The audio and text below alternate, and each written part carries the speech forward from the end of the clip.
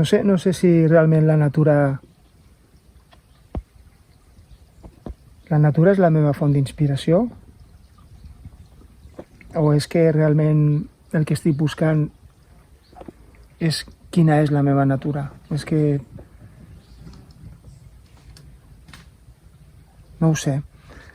El cert és que jo sóc un urbanita, o era, ara possiblement seria un neorural, i fa 14 anys jo encara vivia a Barcelona, justament ara.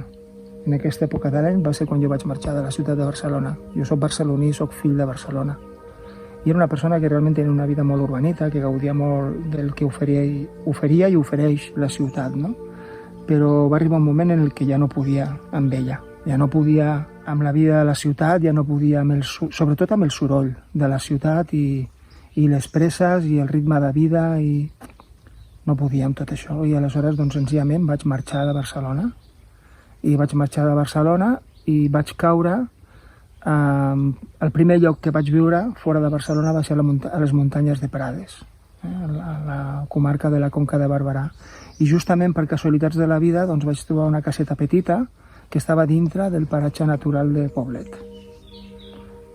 I bueno, la natura sempre havia estat algo que estava present en la meva obra. Hi ha moltes obres anteriors que jo feia a nivell de poesia experimental, en les quals la natura està molt present. És un anhel que sempre ha estat allà i que té a veure amb aquesta empatia, jo crec, infantil que hi ha cap a la natura i que a mi jo crec que no se m'ha apagat mai i que sempre ha estat allà. I fins i tot penso que ha estat potenciada per Félix Rodríguez de la Fuente o per Gloria Fuertes o per tots aquests autors, i s'ha mantingut viva, no? I en el moment en el que jo marxo de Barcelona i aterro a la Conca de Barberà, doncs de sobte, 50 metres de casa meva, estava el bosc, un bosc d'alzina flipant. I de sobte, doncs, no sé, començo a fer coses amb la natura. Jo no m'havia plantejat fer... Doncs mira, ara me convertiré en un artista, no? Un artista que treballa amb la natura. No, jo no, això no ho havia pensat. Va aparèixer, va sorgir. Aleshores, no sé, és com tot un lligat, no?, de coses, no? La natura per mi en realitat ho és tot, no? Perquè al final el que estic buscant és això precisament. Quina és la meva natura?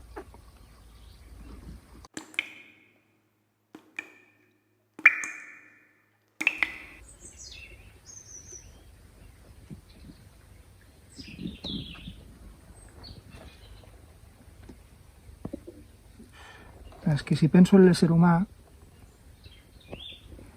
l'ésser humà contemporani, no? L'ésser humà urbanita, no? Perquè ara no sé el percentatge, però igual és un 80% de la població mundial i si no és un 80% està per aquí, més o menys. De les persones que viuen al món viuen en ciutats. O sigui, és una bestialitat, no? I les persones que no viuen a les ciutats doncs porten estils de vida que són molt propers a la vida que porten els urbanites, en realitat. Clar, aquestes persones, amb l'estil de vida contemporani que portem, ple d'obligacions, ple de responsabilitats, amb un ritme de vida que és el que és, i cada vegada més amb pantalles i pantalles i pantalles, no? I xarxes socials i mitjans i aquesta infoxicació, no?, de la que es parla, doncs clar, com no ha d'estar l'ésser humà desconnectat de la natura, doncs ho està i molt.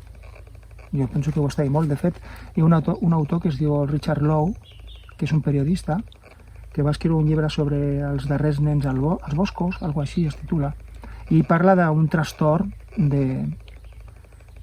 per dèficit de natura, que és un trastorn en el qual tens manca de concentració, estrès, estàs esvaït, estàs dispers,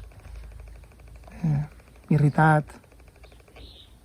Sí, clar que sí, que estem desconnectats de la natura en general. Com se li podria donar la volta a aquesta situació? Pues, és que jo penso que és molt complicat. Crec que la forma de donar-li la volta seria canviar d'estil de vida. És que no li veig més. Canviar la forma en la que els éssers humans hem construït la nostra forma d'estar en el món. Com es pot fer això? Pues és que no sé, últimament estic llegint bastant sobre el tema i hi ha autors que diuen és que si no es fa una revolució, no... Perquè els canvis que fem, si és que es produeixen, són menors. Totes aquestes cimeres que hi ha hagut pel canvi en els darrers anys no han aportat, no s'han fet aportacions significatives. O sigui, de fet, la situació del clima actualment és molt pitjor que fa 20 anys. La cosa és, vivim com vivim, vivim apartats de la natura, però algú vol deixar de viure com viu? És a dir, algú està disposat a contenir-se, a viure amb menys del que té, amb menys recursos, a gastar molt perquè és l'única sortida que li queda a la Terra. Qui està disposat a fer això?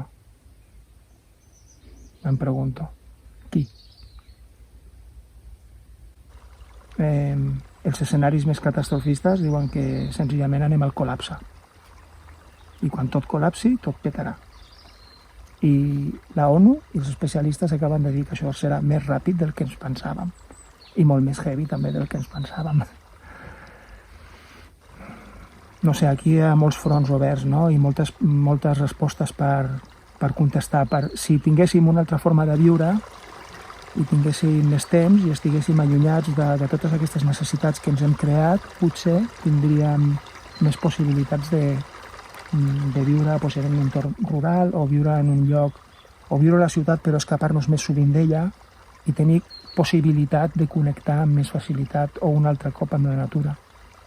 Però tal com estan les coses, si no hi ha un canvi molt fort, ho veig molt difícil.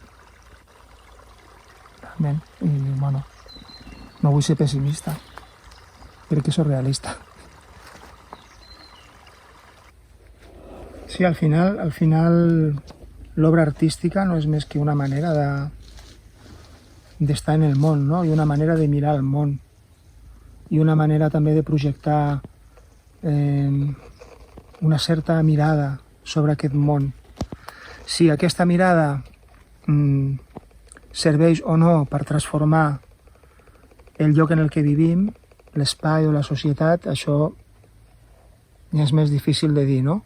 El que sí que jo crec és que hi ha una doble vessant, no? Per una banda, de quina forma a tu com a artista allò que expliques o expresses a través de la teva obra t'ajuda també a canalitzar aquesta forma d'estar en el món, això per una banda, i després per una altra com ho rep el receptor, no? La persona que contempla el teu treball. I sí, jo com a mínim penso que una ajuda en un canvi de consciència sí que es pot produir com a conseqüència de l'obra artística i segurament aquesta sigui una de les funcions que té l'obra d'art, no? I clar, si això ha d'estar o no vinculat al fet de que com a artista siguis un activista també a la vegada, no? Que últimament també se'n parla bastant d'aquest tema, en relació també a aquestes pràctiques d'art i natura, doncs és un tema sobre el que tampoc tinc una posició especialment definida ni tampoc especialment clara. Clar, en els darrers anys, des dels anys 90 cap aquí, hi ha hagut molts artistes que s'han posicionat clarament, no? En un art relacionat amb la natura que a la vegada és ecologista, no? I que defensa els valors de l'ecologisme. I és un art que és militant, i és un art que, bueno, surt aquest terme artivisme, no? Artivista, no? Sí, n'hi ha molts, la veritat és que sí que n'hi ha molts, i cada cop també més artistes que tenen molt en compte quina és la seva petjada, no? Sobre l'espai en el qual estan actuant, de ser curosos, de no fer mal, de no malmetre l'espai i de, encara que potser no es puguin declarar a si mateixos com a ecologistes, doncs sí que la seva obra tingui el menor efecte possible, no? I si és cap, millor que millor. Això és una realitat, és així. Jo realment no sabria com definir-me a mi mateix en aquest aspecte, en aquest punt, perquè sí que intento ser al màxim de conseqüent en la meva obra, amb allò que faig, i cada cop amb més preocupació perquè la meva obra no malmeti l'entorn.